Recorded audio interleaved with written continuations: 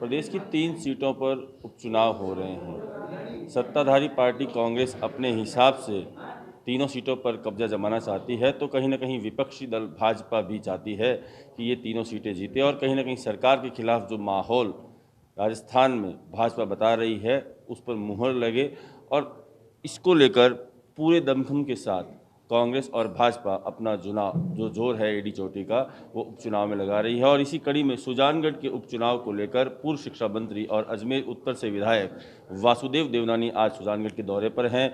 पत्रकारों से बातचीत की है, बात करते हैं ईटीवी भारत पर। सर, स्वागत है आपका। क्या कहेंगे, क्योंकि तीनों उपचुनाव जो हैं, दोनों पार्टियां दावा कर रही है हम जीतेंगे, और चुनाव के जब परिणाम आएंगे उसके बाद में जो अनुकूल परिणाम आते हैं तो ठीक है, प्रतिकूल आने पर यह कहा जाता है कि कहीं ना कहीं गलती हुई है, टिकट वितरण में हुई है। तो प्राइमा फेशिया क्या लग रहा है आपको? इस समय अशोक गहलोत सरकार पूरी सरकारी मशीनरी का दुरुपयोग करते हुए सरकारी कर्मचारियों पर दबाव डाल करके धन बल और बहुबल से यह चुनाव जीतना चाह रहे हैं। इसमें सारी संवैधानिक मर्यादाओं का भी वो ताक में रख रहे हैं।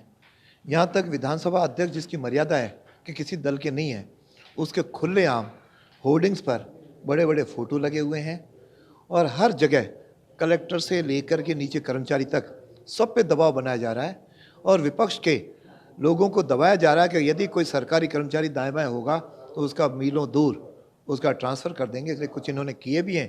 तो इस प्रकार का बाय हुक और बाय क्रुक वो सरकार चुनाव जीतना चाह रही है। उसके भी लॉजिक है, यदि ये तीनों चुनाव हार गए तो अगले 3 महीने में राजस्थान में अशोक गहलोत सरकार नहीं रहेगी, क्योंकि इनमें आंतरिक कलह इतनी है। जो उपचुनाव नहीं जीता सकता वो कांग्रेस का आगामी चुनाव में कैसे बहुमत दिलाएगा? तो आंतरिक जो विद्रोह होगा उससे वो परेशान है। जो कि भारतीय जनता पार्टी का जो संगठनात्मक तंत्र है वह नीचे पन्ना प्रमुख से लेकर बूथ अध्यक्ष, शक्ति केंद्र और मंडल और ज़िला जो इकाइयाँ हैं वो कार्यकर्ता पूरी तरह सजग है इस आधार पे, क्योंकि चुनाव जीता जाता है वोटर निकालने में। तो हमारी मशीनरी कांग्रेस के कहीं नहीं है। हम उस मशीनरी के आधार पे तीनों चुनाव हम जीतने जा रहे हैं। और साथ में इस समय कांग्रेस सबसे कमज़ोर सरकार है, क्यों ब्यूरोक्रेसी उसके कंट्रोल में नहीं है। इसलिए आप देख रहे होंगे दुष्कर्म कानूनी व्यवस्था सारी चरमराई हुई है। इस नाते इनको प्रत्येक विधायक को अपने को सुरक्षित मुख्यमंत्री बनाए रखने के लिए ये सबको मान मनोबल करके और सबको कानून करना है। तो न तो एमएलए इनसे संतुष्ट हैं, न जो है सरकारी ब्यूरोक्रेसी कंट्रोल में, इसलिए सरकार जानने वाली है।